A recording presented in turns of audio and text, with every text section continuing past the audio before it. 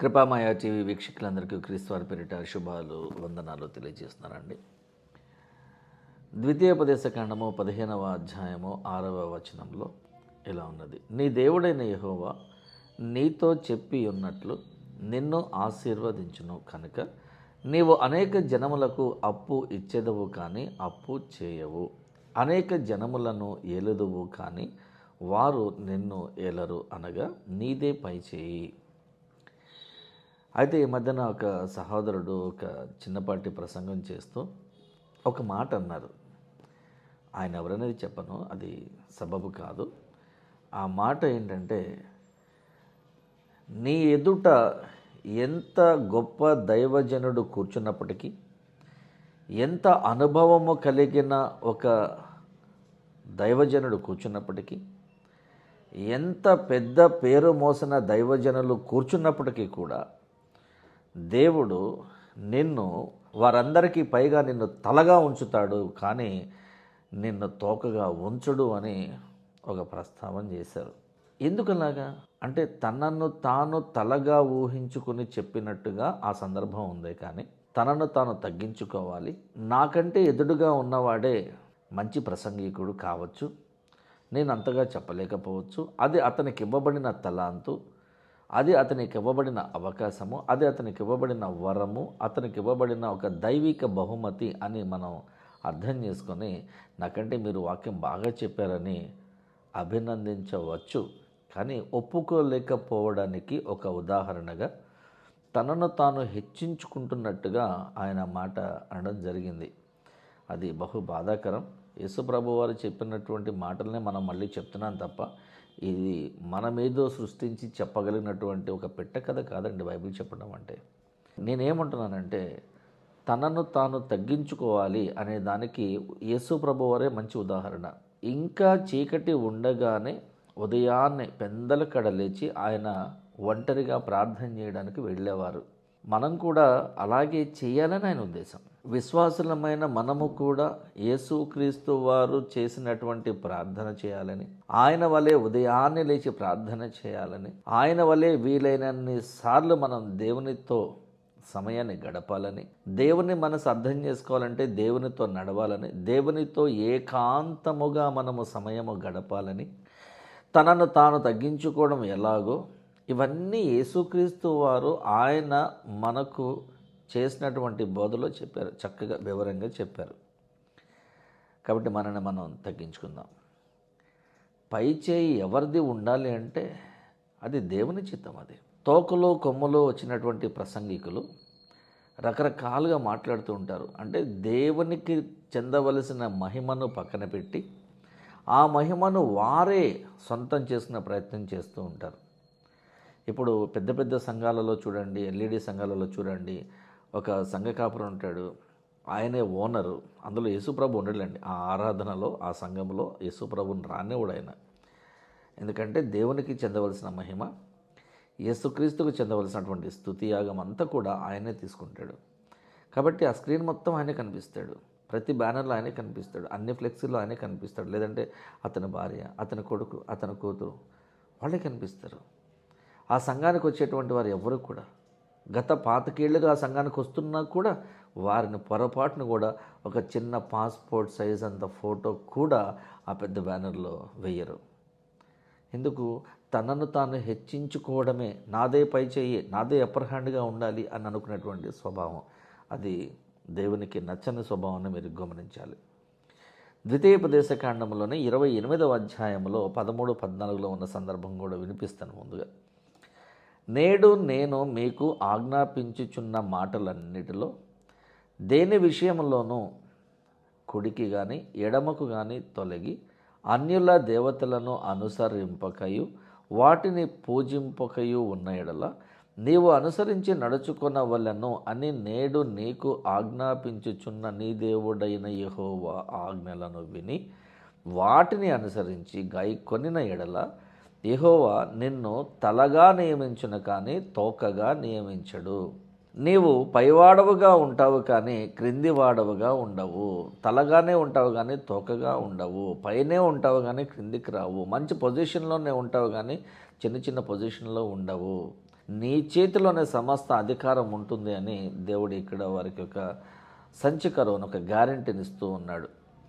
మోషే గారు మరణమైపోవడానికి ముందుగా ఈ మాటలన్నిటినీ కూడా ద్వితీయోపదేశ ఖండంలో మరలా తిరిగి బోధిస్తూ ఉన్న క్రమంలో ఇశ్రాయేలీల వారికి చెప్పినటువంటి మాటలు ఇవన్నీ కూడా. ఇశ్రాయేలీలు ఐగుప్తు దేశంలో ఉన్నటువంటి గోషెను ప్రాంతంలో 430 సంవత్సరాలు బానిసలుగా మగ్గిపోయారు. అటు తర్వాత వారందరూ కూడా దేవునికి మొరపెట్టడం జరిగింది.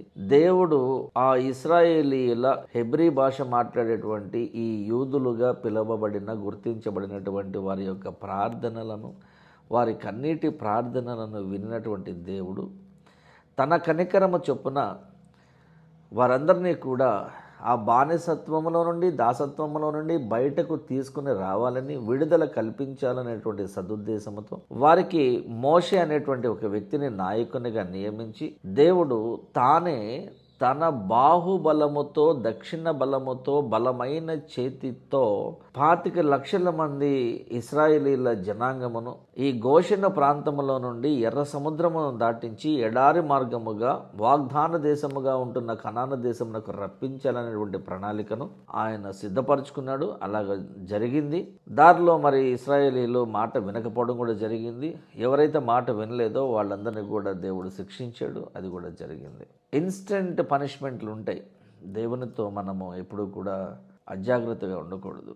దేవుని సన్నిధానంలోకి వచ్చినప్పుడు, ఆయన సన్నిధికి వచ్చినప్పుడు మనము మన ప్రవర్తన జాగ్రత్తగా చూసుకోవాలని సొలొమోను గారు రాస్తూ ఉన్నాడు.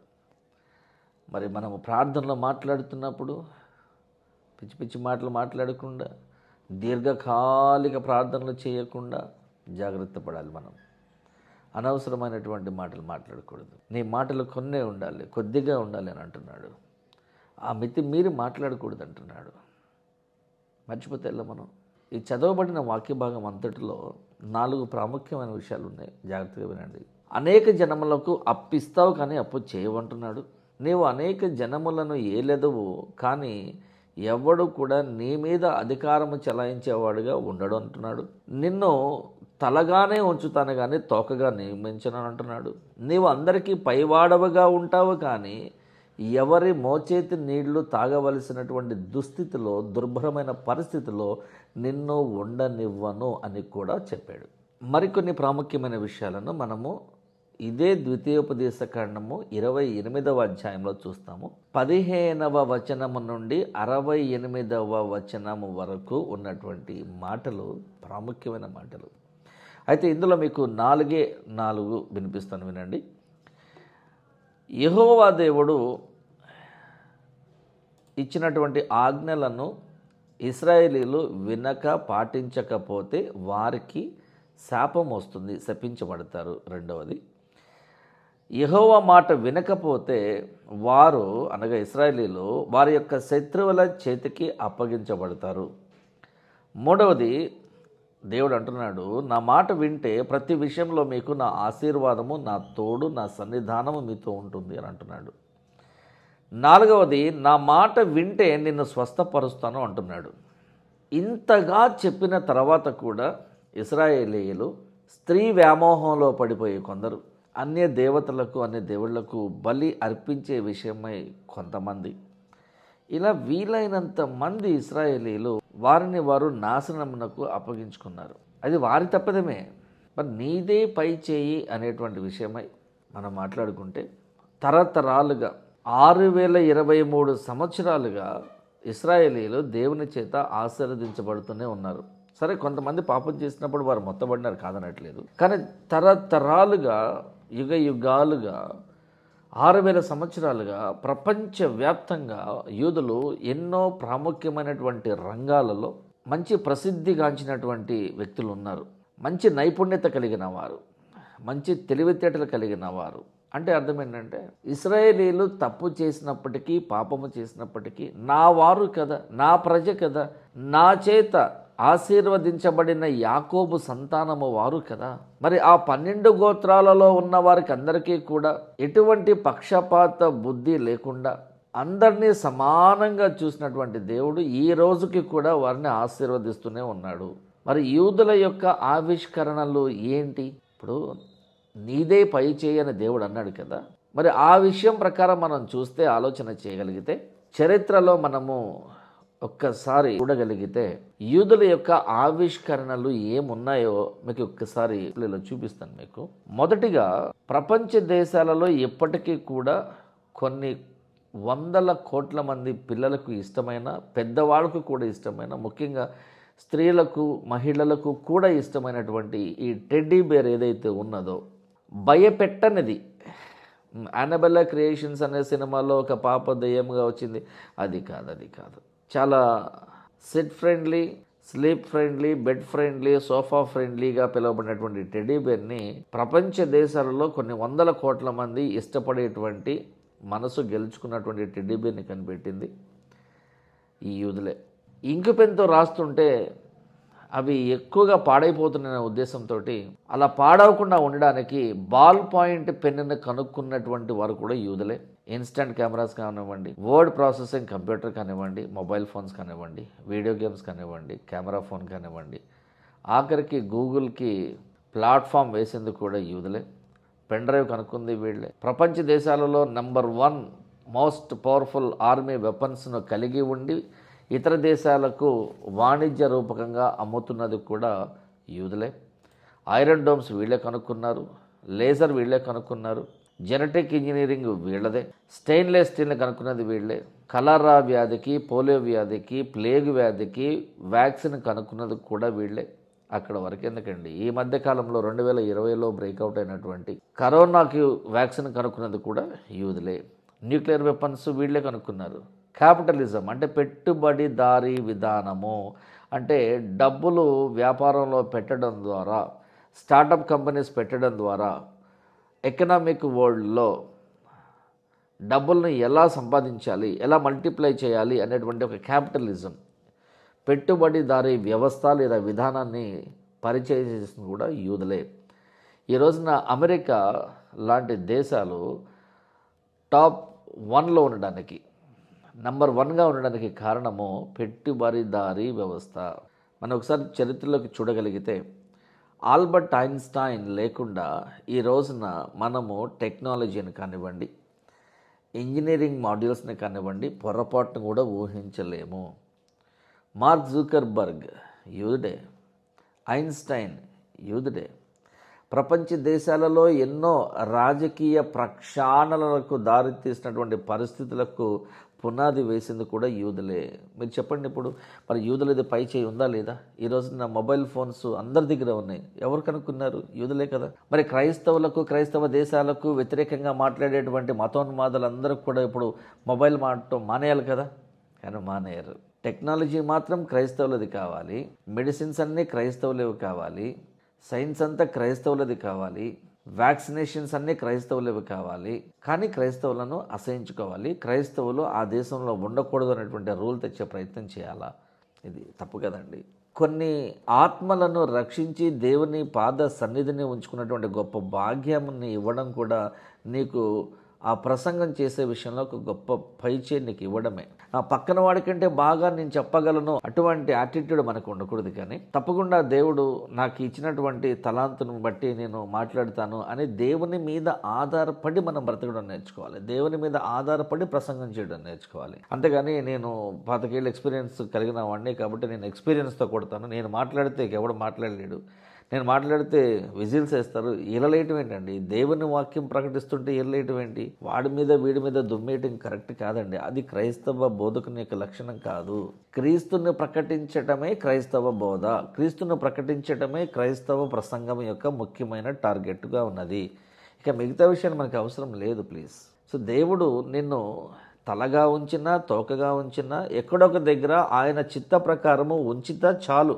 నన్ను నువ్వు ఎక్కడ ఉంచితే నేను అక్కడ ఉంటాను దేవా, నన్ను అక్కడ ఉంచినా నువ్వే, లేదా నీట ముంచినా నువ్వే, ఎక్కడ ఉంచినా నువ్వే దేవా, నీ చిత్తమే సిద్ధించునుగా. కానీ యేసుక్రీస్తు వారు దేవునికి లోబడిన విధానంగా మనము కూడా అదే స్టైల్లో దేవునికి లోబడి ఉండేవారమని దేవునికి అనిపిస్తే తప్పకుండా నిన్ను ఆయన ఉన్నత స్థానంలోకి తీసుకువెళ్తాడు, పచ్చిక బయలు ఉన్న దగ్గర నిన్ను నడిపిస్తాడు, నీకేం కావాలో అది సమకూర్చి ఇస్తాడు. కాబట్టి మీరు కంగారు పడకండి, దేవుని మీద ఆధారపడడం నేర్చుకోండి. చిన్న ప్రార్థన. ప్రేమగల దేవ, కనికరమగల తండ్రి, మేము మా జీవితంలో ఏమి కావలసి ఉన్నామో, ఎక్కడ నివసించవలసి ఉన్నామో, ఏ పని చేయవలసి ఉన్నామో, ఏ ఉద్యోగం చేయవలసి ఉన్నామో, ఏ పరిచర్యని చేయవలసి ఉన్నామో, ఏ సంఘంలోకి వెళ్ళి ఏమి మాట్లాడవలసి ఉన్నామో సమస్తము నీ చిత్త ప్రకారం నీ జరుగును కాక దేవా. మా చిత్తము కాదు దేవా, మా ఇష్టము కాదు దేవా, నీ ఇష్టమే, నీ చిత్తమే. మాకున్న సమస్యలను మీకు తెలుసు ప్రభువా, మాకున్నటువంటి ఆశలను మీకు తెలిసి ఉన్నాయి ప్రభువా. మాకు ఏది మేలుకరమైనదో, ఏది క్షేమకరమైనదో దానిని మీరు మాకు ఇవ్వండి. ప్రతి విషయంలో మా అందరికీ మీరే తోడుగా ఉండి మమ్మల్ని నడిపించమని యేసుక్రీస్తు వారి పరిశుద్ధ నామంలో ఈ ప్రార్థన అడిగి వేడుకుంటున్నాం తండ్రి. ఆమేన్. Thank you.